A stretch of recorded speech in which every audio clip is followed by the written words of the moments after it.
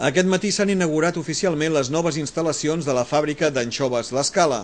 L'acte està presidit pel conseller d'Agricultura, Alimentació i Acció Rural, Joaquim Llena. S'ha comptat també amb la presència del conseller delegat d'Empora, Antoni Portabella, empresa que té el 75% de les accions de la fàbrica, de l'alcalde de l'Escala, Stanis Puig, de Miguel Medina, com a president d'Anxoves L'Escala, i del director general de l'empresa, Enric Fanlo.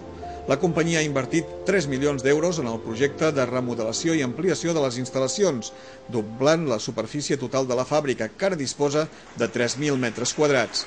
S'ha inaugurat també una placa commemorativa i s'han visitat els nous espais. En els parlaments, Antoni Portabella agraïa la professionalitat dels treballadors i destacava els avantatges de les noves instal·lacions. Voldria fer una menció especial a tot l'equip humà d'aquesta empresa. Dones i homes, que amb la seva professionalitat, la seva fidelitat, la seva honestedat i entrega han ajudat amb la seva il·lusió i amb la seva entrega fer possible aquest nou projecte. Potser en aquest moment, si no hagués sigut per l'estima que tenen a l'empresa i la labor que realitzen, en aquest moment no estaríem inaugurant aquestes instal·lacions. Avui és un dia molt important per tots els que formem part d'aquesta companyia. Ens sentim molt orgullosos perquè inaugurem la nova fàbrica, tot posant en marxa unes instal·lacions punteres en el sector que ens permetran donar un salt quantitatiu i qualitatiu a la nostra producció. El conseller Joaquim Llena remarcava la importància de les noves instal·lacions, unes millores i una inversió fetes en un moment on l'economia no està en el seu millor moment de salut. Per les anxoves només ha tingut paraules d'alabança. Jo crec que una imatge val més que 1000 paraules, i és la constant de les anxoves de l'Escala. Les anxoves de l'Escala han aconseguit alguna cosa que és molt difícil, no? Que el tinguin una consideració no només arreu de Catalunya, sinó arreu de l'estat espanyol i fora d'aquí. I és un nom que és equivalent a qualitat, a identitat i a origen d'un producte. Jo crec que el que s'ha aconseguit amb anxoves de l'Escala és fantàstic, és d'aquelles coses que com a conseller d'Agricultura m'agradaria que ho podéssim aconseguir amb molts altres dels nostres productes, i el que avui estem fent jo crec que és molt important tant per l'empresa com per l'Escala com per al conjunt del sector agroalimentari, que en uns moments de dificultats com les que estem passant, i el nostre sector també, veus que hi continua havent gent que fa una aposta de futur, que va invertint perquè veu opcions reals en el mercat. Sens dubte, l'efecte més positiu de la millora en les instal·lacions és la possibilitat d'oferir més serveis, obrir el mercat i augmentar la capacitat de negoci, cosa que no es podia fer fins ara. O hace un año no estábamos en condiciones de garantizar poder atender en perfectas condiciones estos mercados. Tenemos la suerte de que lo que producimos lo vamos haciendo. Vamos a ir adaptando nuestra capacidad productiva a las necesidades de nuestros clientes. Siempre para nosotros ha sido fundamental poder comprometernos con clientes a los que podíamos servir adecuadamente.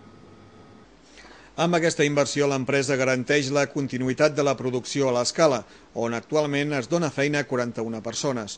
En aquest tema incidia l'alcalde de l'Escala, Stanis Puig. L'Escala està molt centrat tota la seva economia en el tema turístic. El fet que hi hagi una empresa que tingui projecció de futur i que aposti per renovar les seves instal·lacions per nosaltres és molt bona notícia. Ha parlat el senyor Portabella que aquí hi ha 41 persones que hi estan treballant, vol dir 41 famílies, i per tant amb voluntat d'ampliació, i per nosaltres crec que és la millor lliçó que en podem treure de l'acte que estem fent avui. És una aposta pel futur i per tant per diversificar l'economia, que crec que és una de les sortides a la crisi. I a ser una fàbrica d'anxoves ha portat els periodistes a preguntar sobre les captures, les vedes o el tamany del peix. De les captures en parlava el mateix Fanlo, que atribuïa una part del descens de la pesca d'anxoves als mateixos pescadors, que en veure que la sardina ha pujat de preu en tenen prou. I diguem-ne que les barques quan surten, si agafen sardina ja no van a buscar l'anxova.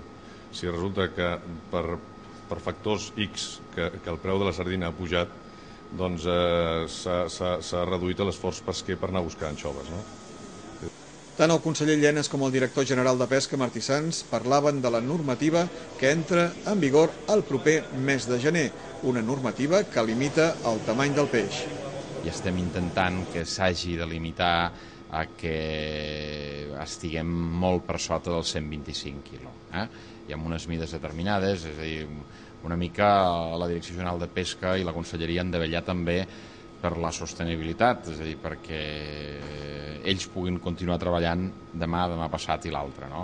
I hi ha una mesura a punt de començar-se a aplicar, em sembla que el 2010 entrarà en vigor, que fins unes determinades, estem parlant de mida en el fons. La nostra voluntat era passar de 9 a 11.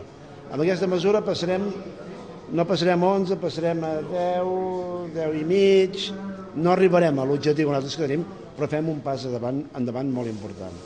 Aquest, per la Direcció General i pel Departament d'Agricultura, és el camí que s'ha de seguir amb el tema de l'anxova i amb altres espècies. Ara parlem de l'anxova. I nosaltres sí que amb aquesta normativa el que podrem exigir que en el nostre país, a Catalunya, les anxoves que no tinguin aquesta mida no tindran comercialització. Martí Sans també parlava de la possibilitat de reduir de 5 a 4 dies els possibles per sortir a pescar, un tema que per ara només es contempla a la costa de Tarragona.